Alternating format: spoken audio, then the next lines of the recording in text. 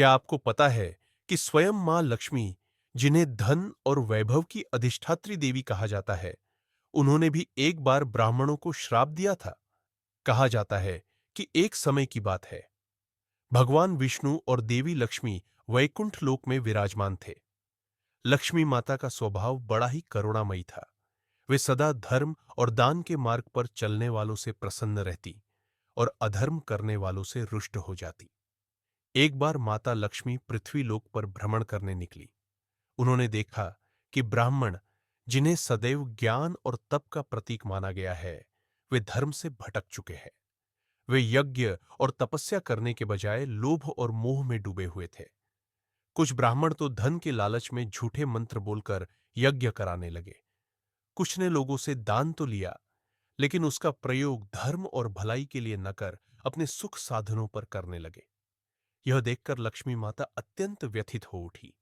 उन्होंने सोचा, ये तो वही ब्राह्मण हैं जिन्हें मैंने सदैव सम्मान और वैभव दिया, लेकिन ये लोग अपने कर्तव्य से भटक गए। जब ज्ञानी ही पथभ्रष्ट हो जाएंगे तो समाज का क्या होगा? माता ने क्रोध में कहा, हे ब्राह्मणों, आज से तुम्हें कभी स्थायी धन संपत्ति नहीं मिलेगी। तुम चाहे जितना भी धन अर्जित कर लो, वह तुम्हारे पास टिकेगा नहीं। तुम्हें सदैव दूसरों पर निर्भर रहना होगा। माता का यह श्राप सुनकर ब्राह्मण भयभीत हो गए। वे क्षमा याचना करने लगे। बोले, हे मां, हमसे भूल हो गई, हमें क्षमा कर दीजिए। लक्ष्मी माता का हृदय बड़ा दयालु था।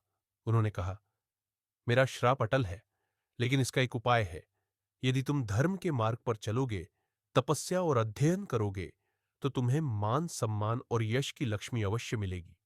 भौतिक धन स्थायी नहीं रहेगा, परंतु ज्ञान और श्रद्धा से जो यश मिलेगा, वह तुम्हारे साथ सदा रहेगा।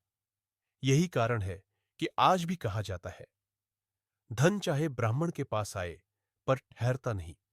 ब्राह्मण के पास सदैव ज्ञान की लक्ष्मी और यश की संपत्ति ही स्थायी रहती है।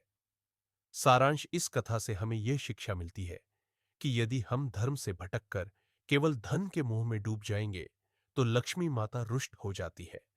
लेकिन यदि हम सत्य, धर्म और तपस्या के मार्ग पर चलें, तो हमें स्थायी यश, ज्ञान और सम्मान प्राप्त होता है। अगर आपको यह कथा अच्छी लगी हो, तो हमारे चैनल वेड सनातन को लाइक, सब्सक्राइब और कमेंट करना न भूलें।